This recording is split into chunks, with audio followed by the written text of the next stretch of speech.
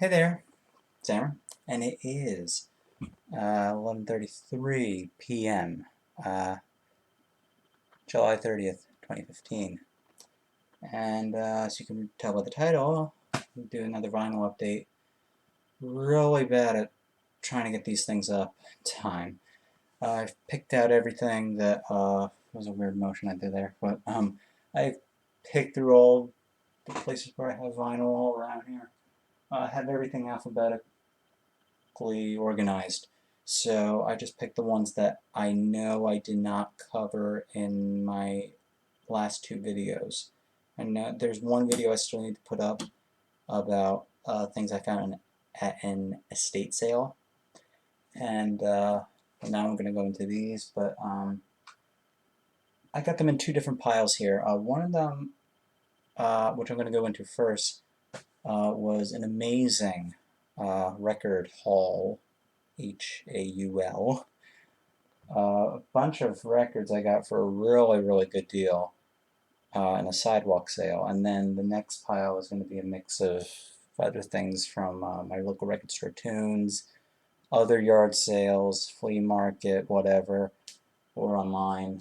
And then I got two CDs and some other things there. So, yeah, just go into it. I'll go into explain with the first uh, batch here. This needs some explaining. I think it was on a Sunday. I think it was a Sunday. Yeah. Yeah, I'm pretty sure it was a Sunday because the day before I was spending trying to get records at other yard sales. While trying to find a place to go to exercise, a fitness club sort of a thing. Not too far from where I live, there was a sidewalk sale going on, and the place that this was happening at was some sort of place. I guess they sell furniture, or they were selling all sorts of stuff outside, like blank CDs, CDs themselves, a bunch of knickknacks, and just random things outside. And I think they had some stuff inside as well, like a random sort of a shop. I think it, from what I could see there, I think they mostly sell furniture, but they were having a sidewalk sale. So I go and look through the vinyl because I knew they were going to have vinyl there, and I just go through it and I just take them all, take what I could, and I had about 15 records in my hand. And then there was a guy there that was saying, I'll price them later when you come in. So my mom and I come in, and then the guy looks at all the records, and then another guy comes in, and he's looking at the records that I picked, and then they're looking through them, and they say, okay, $3 a pop, yeah, $3 each. Yeah, for 15 records. So I took them, and I said, okay. I told my mom what I was going to do, I'm just going to sort through them and see which ones I really want. So I was going to limit it and cut it down to, something manageable. So my mom sort of explained this to them, and then the second guy, who I guess they were his records, so he said, "You really want all these records?" Yeah. How many are there? 1, 2, 3, 4, 5, 6. How about 25 for all of them? I'll take it. Wow, just amazing, amazing, amazing. I took a picture of the ones I bought. Sadly, I am taking 10 of these for myself. So, but there's another way that this all works around and whatnot. All right, I have a picture on my phone of all the records, so I can tell you which ones I kept and which ones I didn't. I'll tell you which ones I did not keep and I sold, or I am selling at this moment. So, these are the ones I kept for myself. Yeah, I'm trying to get stricter on what I get. Like, do I really want that on vinyl, or can it wait until later? Sort of that sort of thing. Do I really want it? Is it one of my favorite albums of all time? So I'm trying to find ways of, limiting my spending. I'm sure a bunch of people who buy records are having the same problems that I am. But these are the ones that I kept. So I'm going to go into these in some sort of order, I think. Well, okay, this is the best I can do for alphabetically right now. So, alright, hold on here. Okay. So here are the 10 records. Surrealistic Pillow, Jefferson Airplane. I only have this as an iTunes purchase, and everything that I buy from iTunes goes on a CDR. If I couldn't do that, then I wouldn't be doing it. So yeah, it's nice to have it on a hard copy, and luckily that hard copy is vinyl. So there's that. I think it's a brick, Jethro Tull. I already have this, but the issue I had, or I got in my other copy from Tunes, and that was like I think it was like a 1980s repressing. This one, I think came out in 1972 or around then, but either way, it's the original. I'm not going to go ahead and open it. I mean, most of you should know if you're a Jethro Tull fan. There's a record collector in general that the original had a fold-out newspaper with fake articles. So I decided to keep this one, and I'm going to be selling my other. So because one of my all-time favorite albums, somewhere in my top 30. Love this album. So I had to have the fold-out because you need it, right? If you're a fan of the album. 2112, Rush. This is actually a reissue from when I'm looking on Discogs. It says it's from 1979, like a couple years after it came out. But sounds good. Yeah. Really awkward back cover. Talking Heads, Fear of Music. Been meaning to listen to some Talking Heads. I got their first two albums, or ripped them from my college's radio station. They had the vinyl copies of their debut, which would be Talking Heads 77, and their second one, more songs about buildings and food. This is their third album, and yeah, really good album. And I like the embossed. I like it looks like metal, like a sheet of metal. I like that. And with the third album by the Talking Heads, I also got their fourth, and mostly considered by many to be their best, from what I know. Remain in Light. Yeah, great album. Great album. So yeah, really nice looking vinyl too. So that.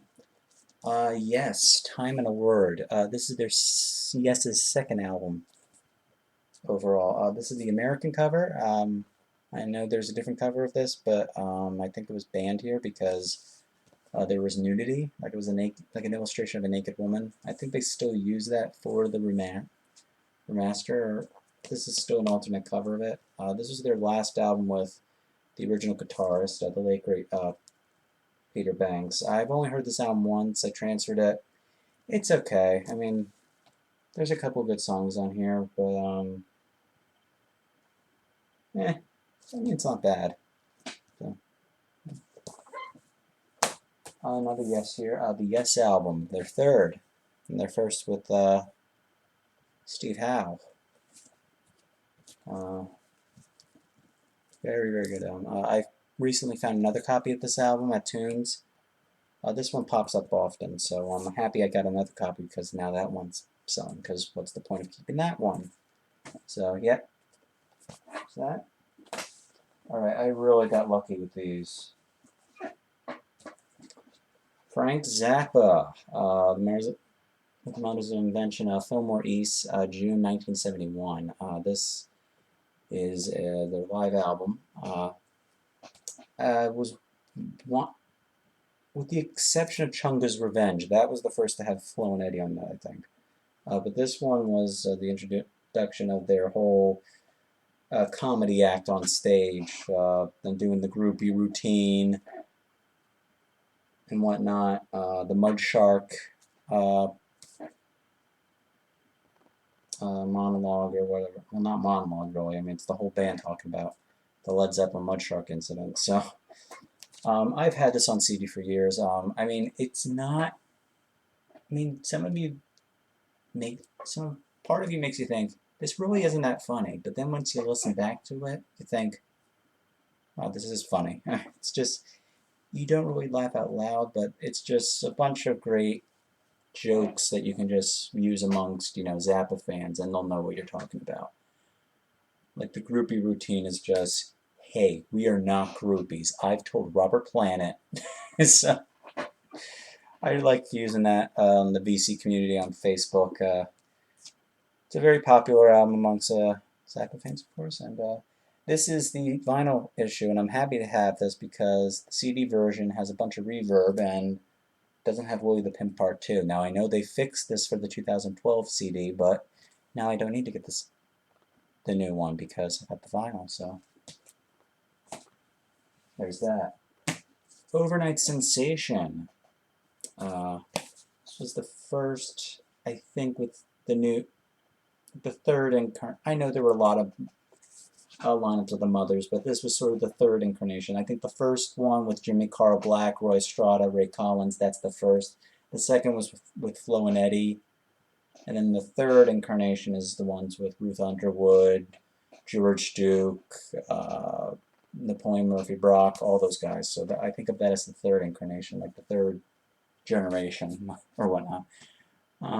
Yeah, this is a great album. Great album. I've had this on CD for years, and yep, this is the original mix. So, I mean, the one I have on CD is not that bad. I mean, I don't really mind too much of the reverb that Zappa used on some of his albums, but some people can't stand it at all. So,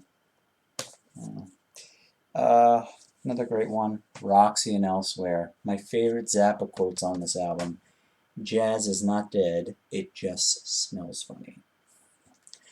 The unique thing about having it on, or the special thing about having it on vinyl, is that the original version of Cheapness is on here, which was remixed on later CD versions. I don't know if any of the rest of the album has been tinkered with over the years, but yeah, I got the vinyl, and just this in, just like yesterday and today, it's been announced that there's going to be more Zappa products coming out from the Zappa estate, and one of them is finally going to be the Roxy movie.